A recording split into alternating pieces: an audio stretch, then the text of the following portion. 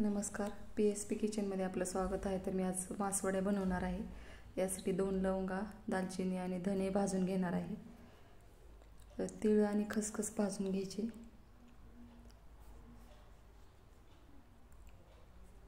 तर भाजून झालेला आहे. तर आता मी कांदा तळून घेणार आहे थोडेसे तेलामध्ये. कांदा बाजूला काढून घ्यायचा आहे.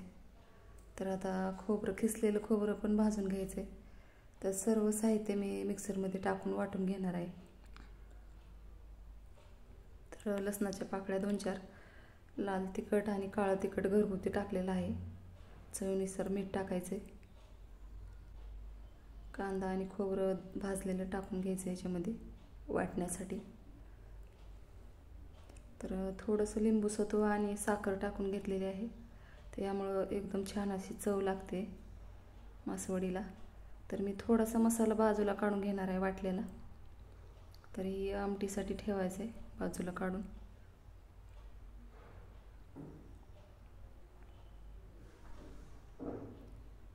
तर मी आता वडीसाठी पाणी टाकत आहे.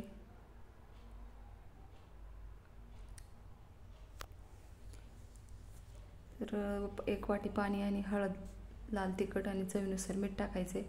थोडासा ओवा टाकायचा आहे. तर मी आता बेसन घेतलेलं आहे. 1 कप बेसन घेतलेलं आहे. यासाठी पीठ खालीच कालवून घ्यायचं आहे पाणी टाकून. तर या पाण्याला उकळी आलेली आहे. याच्यामध्ये बेसन टाकून द्यायचे.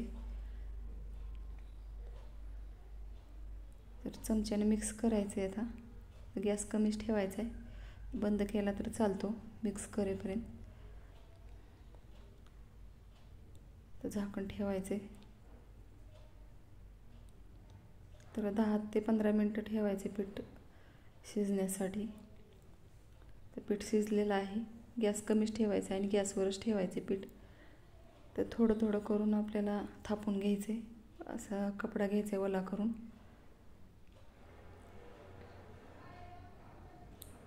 थोडंसं हाताला पाणी लावून थापून घ्यायचे.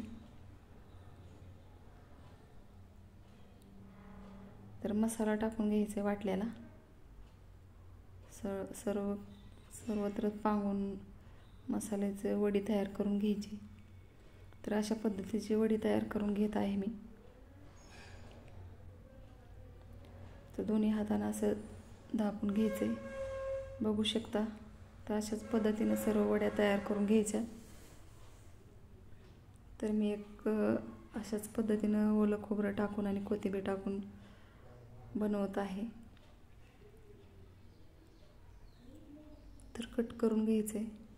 ज्या आकाराचं करायचं ते मला करू शकता.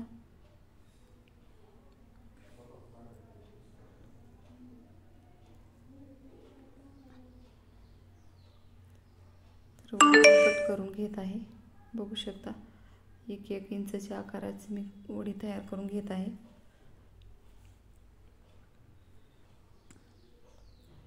तर आता भाजी करून घ्यायची.